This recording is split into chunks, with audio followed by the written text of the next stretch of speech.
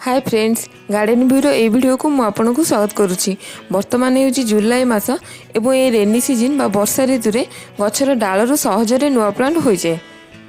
तो आज भिडियो मुझे सहित शेयर करी 15टी प्लांट जार डालू नुआ प्लांट बहुत सहजरे हो पार एवं केते दिन रे से सब डालू नुआ पत्र आसूची आउ केते दिन रे से सब को आम रिपोर्ट कर परिबा से सब ए वीडियो आज देखिबा। एवं एपर्यंत चैनल टी जब सब्सक्राइब करना तेज सब्सक्राइब करनी जहाँफल एमती बहुत सारा वीडियो आगक देखा पाइपर एवं gardenview.in को इंस्टाग्राम रे फॉलो करें। तो चलतु मनी प्लांट प्रोपागेशन रु ए वीडियो को स्टार्ट करवा। मनी प्लांट ए वर्षा ऋतु रे भल बढ़े। देखंतु ए सब नियन पाथस मनी प्लांट रो डाल केवल कोकोपीट रे ए सब डालर रूट डेवलपमेंट एमती बहुत भल हुए। गोटे मसरे ए मनी प्लांट रो डाल को केवल कोकोपीट रे लगाई से डालरू एमती रूट डेवलपमेंट हो पार।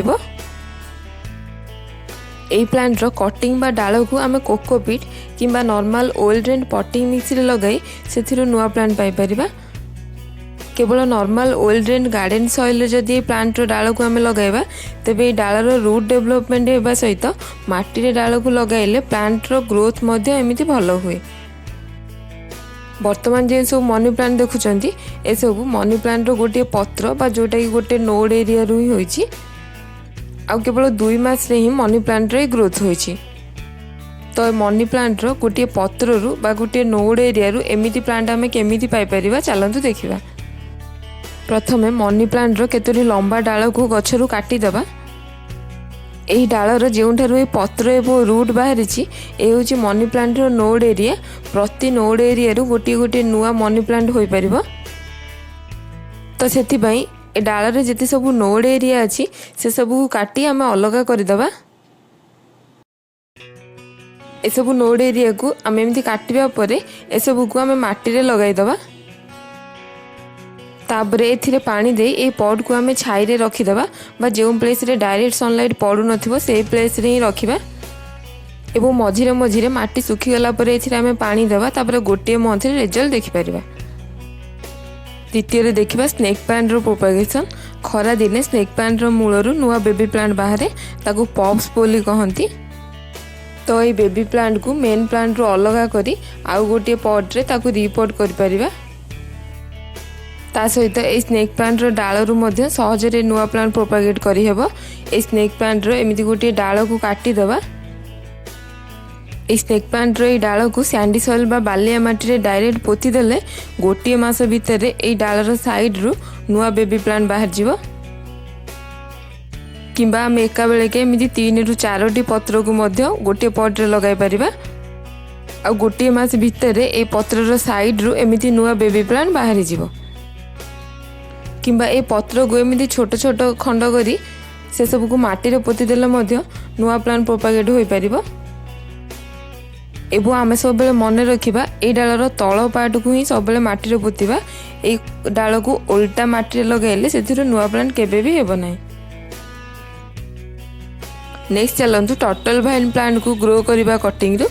ए प्लांट हैंगिंग पॉट रे बहुत सुंदर दिसे एवं बहुत भल बढ़े।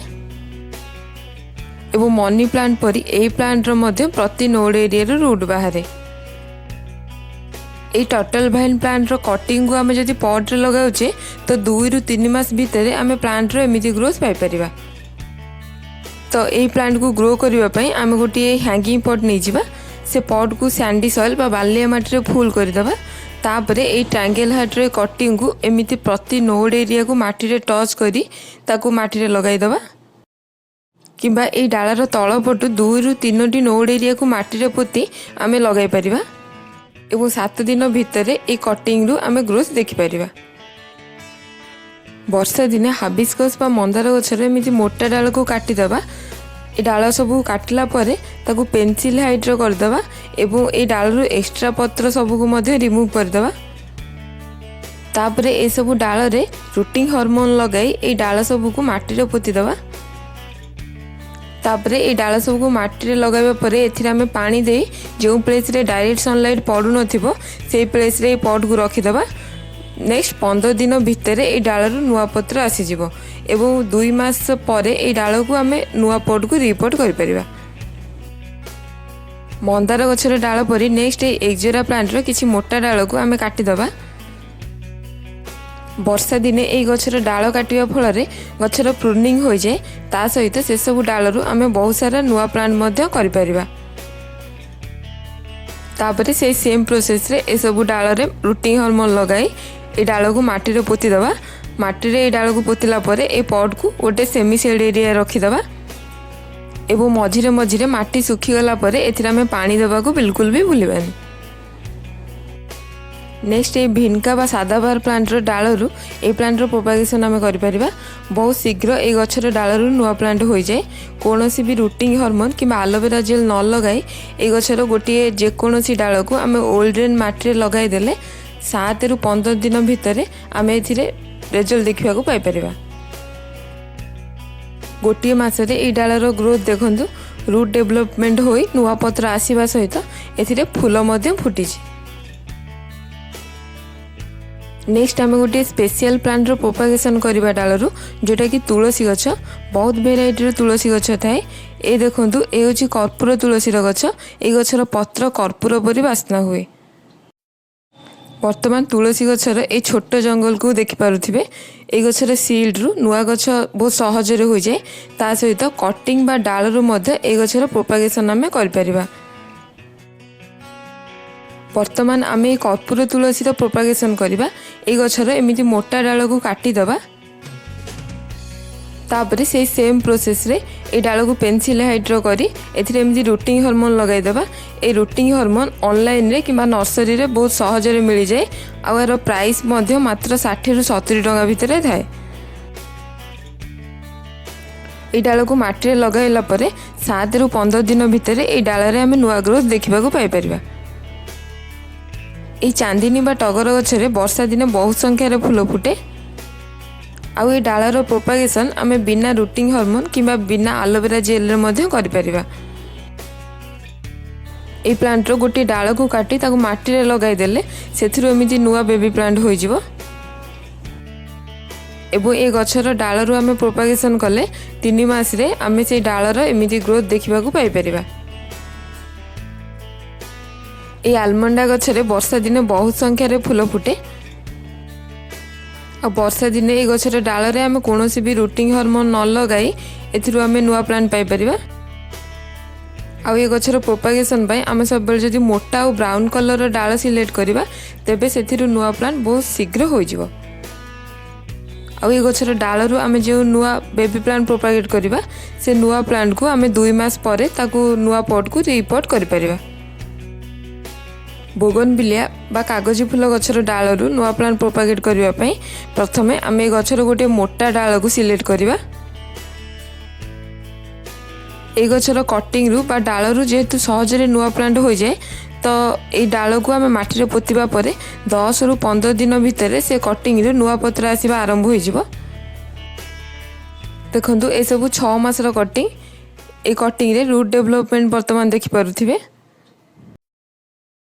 6 मासरे ये डाल रे एमिति रूट डेवलपमेंट सहित एथिरे फूल फुटिबा मध्य आरंभ हो सारिछि।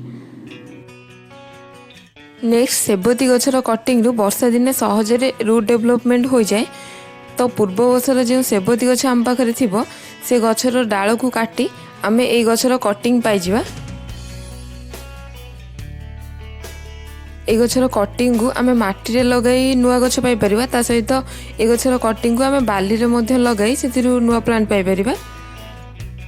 तो ये डाल रु नुआ प्लांट पाइबा पई आमे ए डाल रे रूटिंग हार्मोन लगाई ताकू माटी रे पोती दबा। तापर सेथिरे पानी देई ताकू गोटे सेमी शेड एरिया रे रखि दबा। ए हेउची ओंडरिंग जीव गछर डाल। ए प्लांट हैंगिंग पॉट रे बहुत सुंदर दिसे। तो सेति पई ए डाल सब को आमे गोटे हैंगिंग पॉट रे ही लगाइबा। आउ ए प्लांट रो डाल को सब बेले ओल्ड्रेन सॉइल रे लगाइबा। एबो ए गछर डाल सेमी शेड एरिया रे जेहेतु भल बढ़े तो सेति पई ए गछर डाल को पॉट रे लगाइबा परे ए पॉट को आमे सेमी शेड एरिया रे रखि दबा।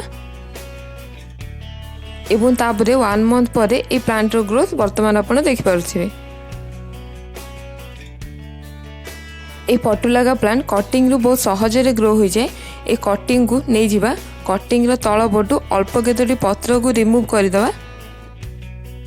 तापरे सैंडी सॉइल बा बालिया माटी रे ए कटिंग को लगाईदे एवं किछि दिन पर ए कटिंग पूरा पॉट को कवर करदे। 14 नंबर रे ए ट्रायंगल हार्ट प्लांट रो कटिंग रु नुआ प्लांट ग्रो करबा। ए प्लांट मध्य हैंगिंग पॉट रे बहुत भल बढ़े एवं बहुत भल सुंदर मध्य दिसे एवं टर्टल वाइन प्लांट परी ए ट्रायंगल हार्ट प्लांट रो प्रति नोड एरिया रु रूट डेवलप हुए। तो ए प्लांट रो कटिंग को ओल्ड ड्रेन माटी रे लगाईदे। तापरे 2 मास पर एथिरु आमे एमिति रिजल्ट देखिबा को पाई परिबा। शेष रे आमे मधुमालती प्लांट रो कटिंग रु नुआ प्लांट ग्रो करबा। ए प्लांट रो डाल को काटी ए प्लांट रो प्रूनिंग होई सारिछि। वर्षा दिने ए प्लांट रो डाल को काटी प्रूनिंग करदेले गछ भल ग्रो करे। तो सेथि पई ए डाल को काटी वर्षा दिने ए गछ रा आमे प्रूनिंग करि परिबा। ए डाल सब को एमिति काटी सेतिरे रूटिंग हार्मोन लगाई ताकू माटी रे लगाई दबा। बहुत शीघ्र ए डाल रु नुआ ग्रोथ आरंभ हो जाए। 3 दिन रे वर्तमान देखि पारुथिबे केतोटी डाल रु नुआ ग्रीन पत्र आसीबा आरंभ हो गलानी। संपूर्ण रूट डेवलपमेंट हेबा परे 2 मास परे आमे ए सब प्लांट को नुआ पॉट को रिपोर्ट करि परिबा। तो ये थिला हमर आजिर वीडियो।